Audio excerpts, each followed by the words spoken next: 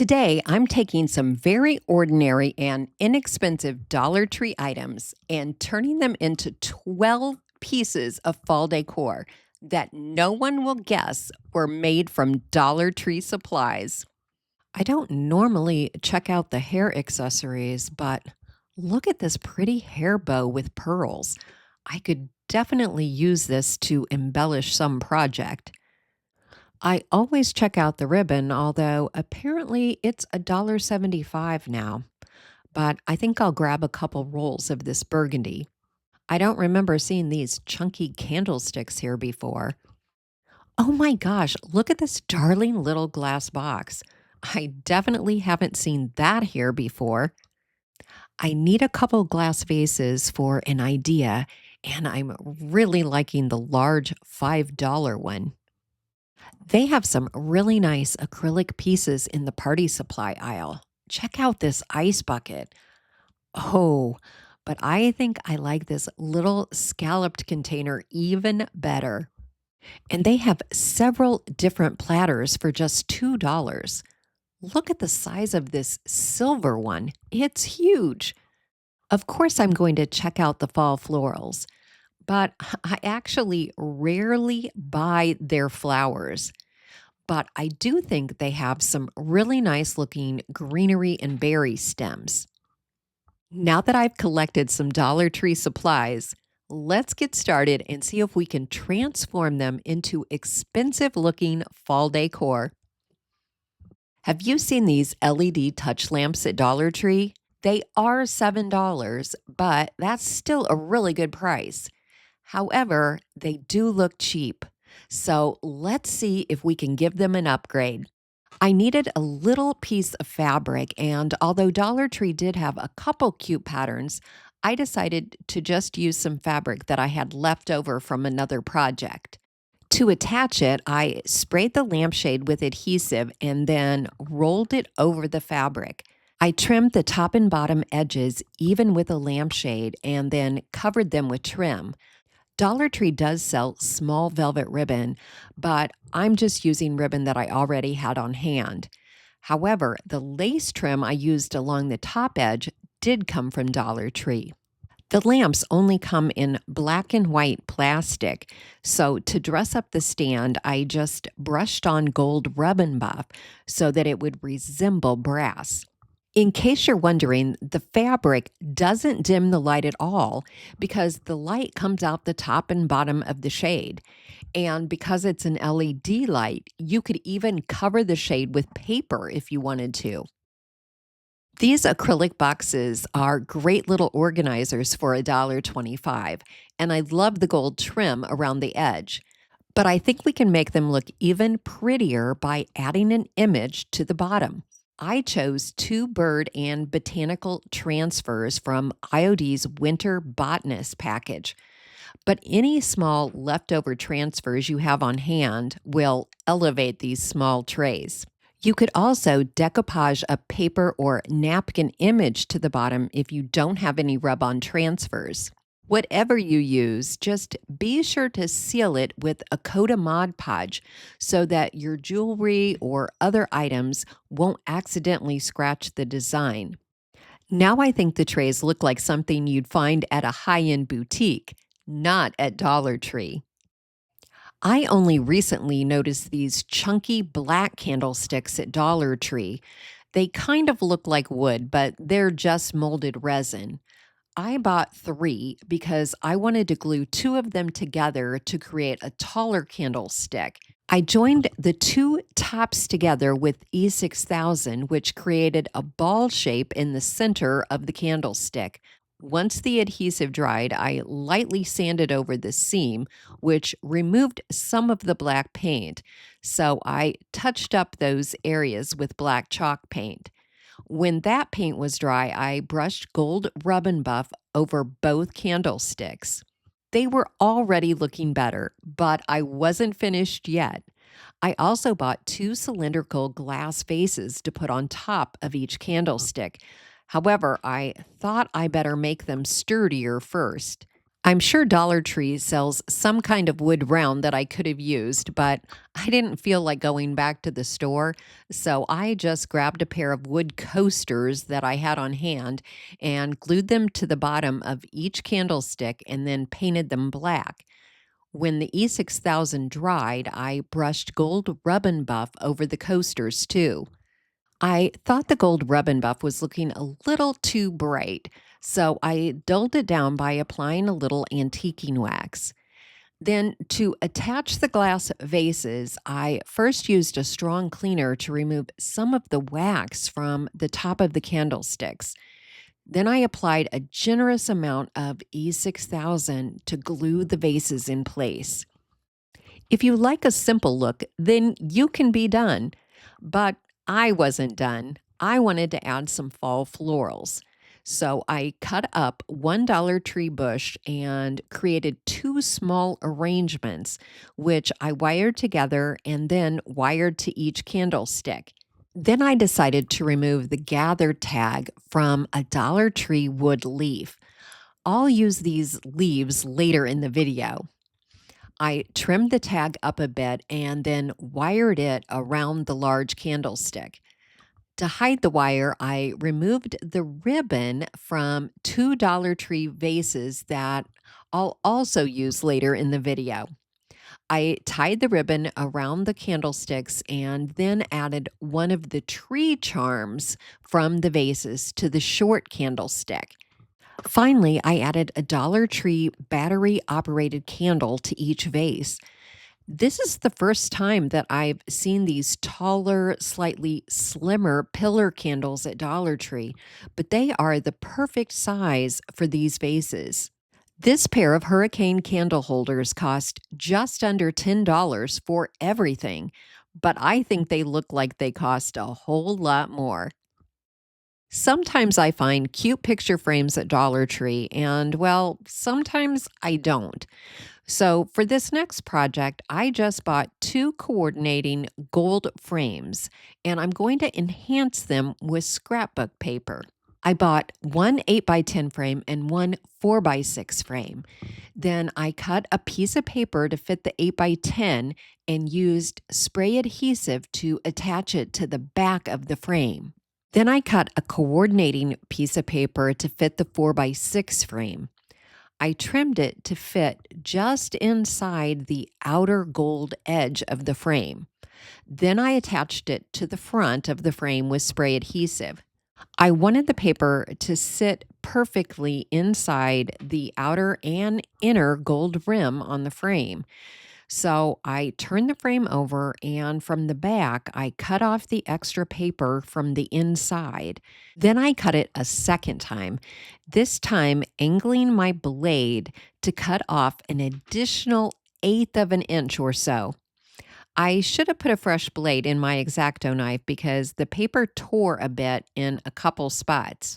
To conceal the tiny tears, I touched up those spots with a bit of antiquing wax, but then those spots just looked dark, so I had to apply the wax over the entire piece of paper. I wanted to make sure that I attached the small frame perfectly inside the large frame, so I marked the center and measured out 2 inches to each side and then 3 inches above and below the center mark. I printed out a vintage landscape in a 4 by 6 size and used glue stick to adhere it in the center of the 8 by 10 frame backing. Before attaching the small frame over the landscape, I needed to remove the tabs, which would be seen from the front. So I used a combination of Gorilla Glue and hot glue to attach the glass to the frame, which probably wasn't even necessary because then I used hot glue to attach the small frame over the landscape print. After placing it inside the 8 by 10 frame, I removed the easel so that I could use it as wall decor, and I added some paper packing tape to reinforce the back of the frame. I love how the colors of the landscape print coordinate so well with the scrapbook paper. You can really create a very custom frame for just a few dollars. Have you been wondering what I was going to do with these green vases? Well, me too. When I spotted them at Dollar Tree, I had no idea. I just thought they were cute. I wondered if I could turn them into candle holders, and so I cut off the candle cup from a Dollar Tree metal candlestick, and yay, it fit perfectly in the vase opening. So I used a little rub and buff on them to give them a more aged brass look. At this point, I could have just added the candles, but I wanted to add some faux greenery and pine cones inside the vases. I cut up a Dollar Tree floral into small pieces and then hot glued a piece of moss to the end of each little stem. Then I added in an acorn and a small pine cone. I thought the jars still needed something more, so I glued on some ribbon around the neck of each vase. The ribbon seemed better suited to spring than fall, so I brushed over it with antiquing wax so that the leaf pattern would look a little more beige rather than white. I couldn't make up my mind whether to permanently attach the candle cups to the vases or not, but I decided against it so that it would be easy to change out the greenery inside. I was excited to find these wood leaves at Dollar Tree. They have great potential. I do wish they came without the gather tag because when you pull it off, it leaves glue residue behind that doesn't want to come off. When I bought these, I did think I would turn them into some sort of candle holder.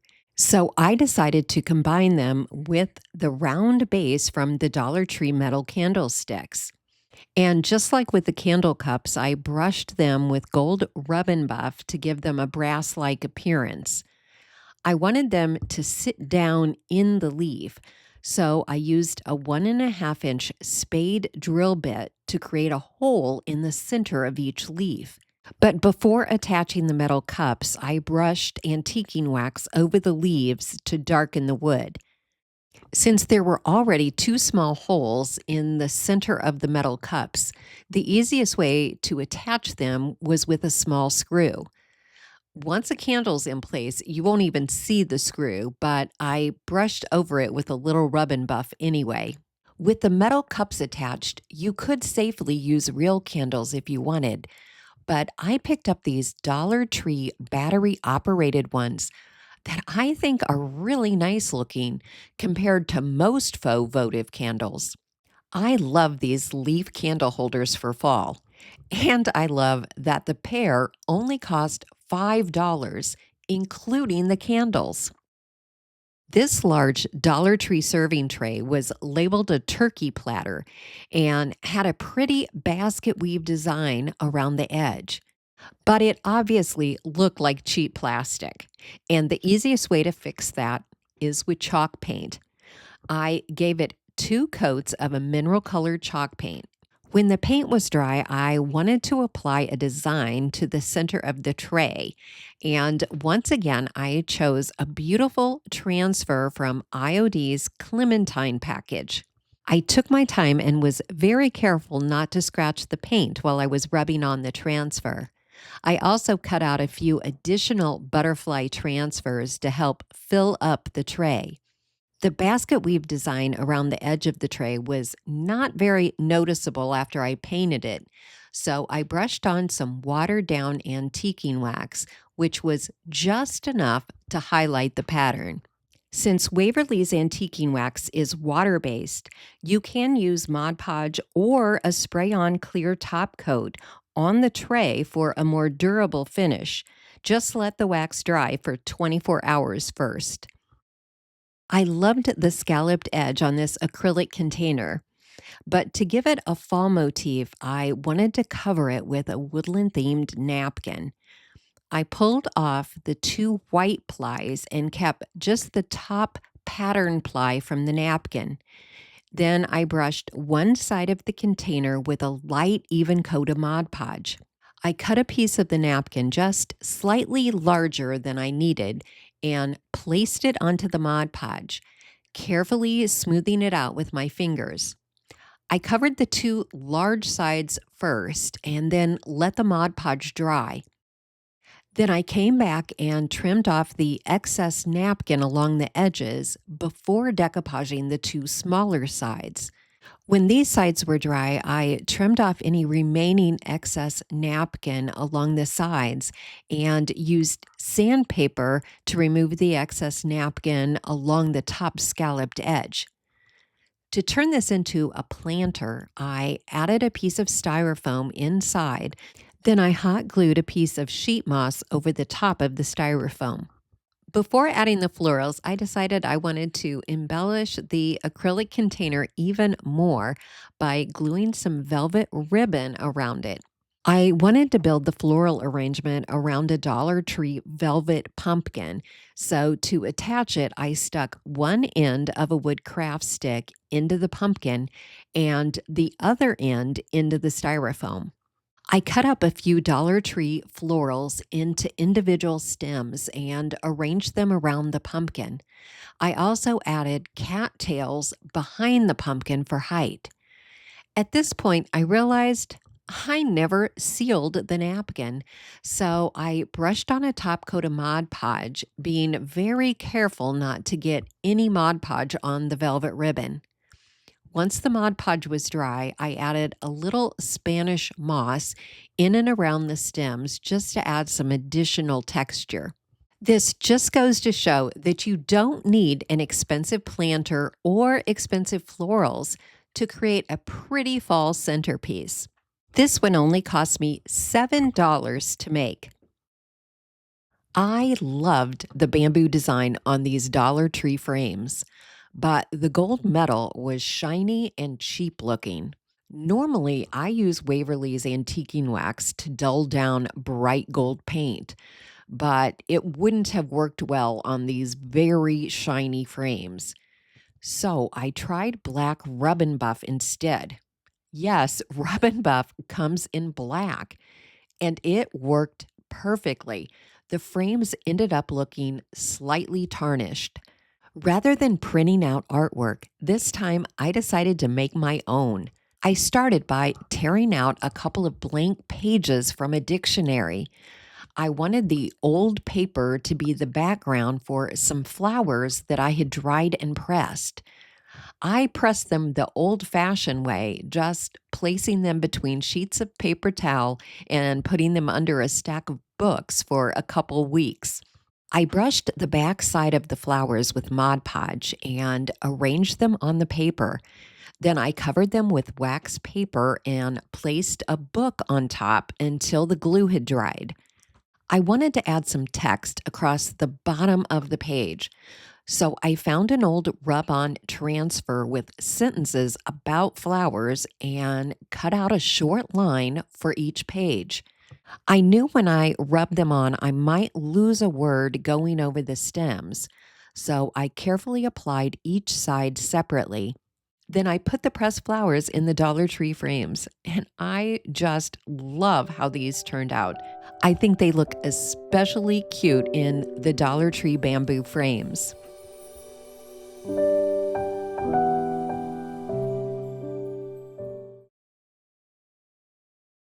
In last week's video, I decoupaged a large landscape print to a thrift store trunk.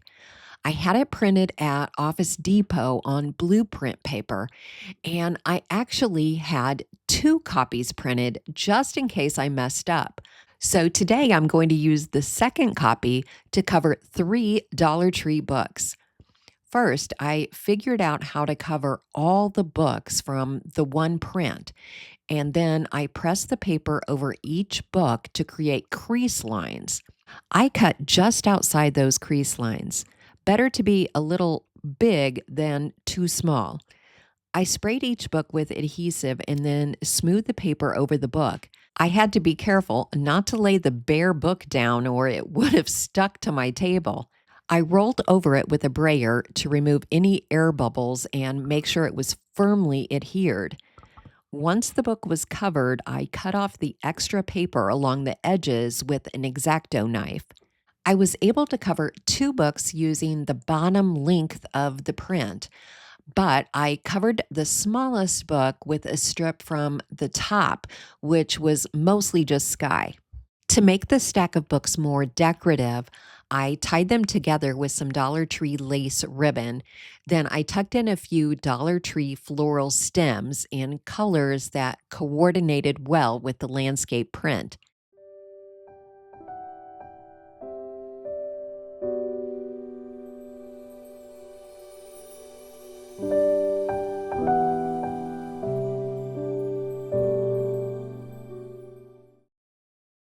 I was really surprised to see this glass jewelry box at Dollar Tree and for only $5.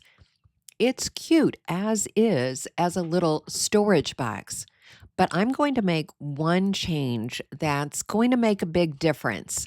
First, I cut up a pretty Dollar Tree card to put inside and cover the mirror.